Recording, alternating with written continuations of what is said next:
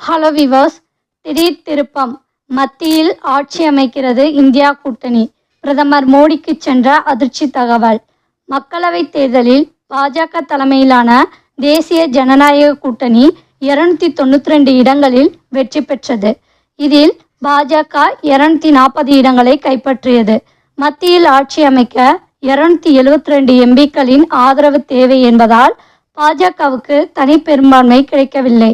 அதனால் கூட்டணி பலத்துடன் ஆட்சி அமைக்க தெலுங்கு தேசம், ஐக்கிய ஜனதா தளம், லோக் சனசக்தி, மஜத உள்ளிட்ட கட்சிகளிடம் பாஜக ஆதரவை கோரியுள்ளது. இந்நிலையில்தான் ஐக்கிய ஜனதா தள கட்சியின் தலைவர் நிதிஷ்குமார் மற்றும் சந்திரபாபு நாயுடு இருவரையும் இணைத்து கொண்டு மத்தியில் ஆட்சி அமைக்க இந்தியா கூட்டணி திட்டமிட்டுள்ளது.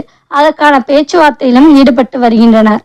அதே சமயம் பாஜக ஆட்சி அமைக்க 272 தொகுதிகள் போதுமானது. அதனால் சந்திரபாபு நாயுடு, நிதிஷ்குமார் இந்தியா கூட்டணிக்கு ஆதரவு கொடுத்தால் அவர்களுக்கு அடிபணியாமல் ஆட்சி அமைக்க பாஜக திட்டமிட்டுள்ளது.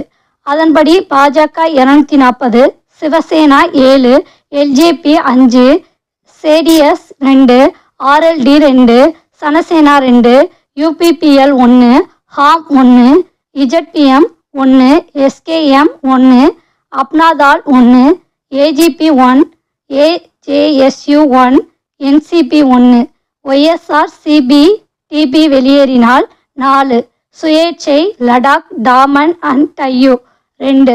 மொத்தம் என்டிஏ கூட்டணிக்கு போதுமான 272 தொகுதிகள் கிடைத்துவிட்டது. அதனால் சந்திரபாபு நாயுடு, நிதிஷ்குமார் இல்லாமல் ஆட்சி அமைக்க பாஜக திட்டமிட்டுள்ளது. இதனால் நிதிஷ்குமார், சந்திரபாபு நாயுடு இருவரும் இந்தியா கூட்டணிக்கு ஆதரவு தெரிவிக்க வாய்ப்பு இருப்பதாகவும், இவர்கள் இருவரும் எப்ப வேணாலும் இந்தியா கூட்டணிக்கு செல்ல வாய்ப்பு இருப்பதால் பாஜக முடிவெடுப்பதில் திணறி வருவதாகவும் தகவல் வெளியாகி உள்ளது. தேங்க்ஸ் ஃபார் வாட்சிங்.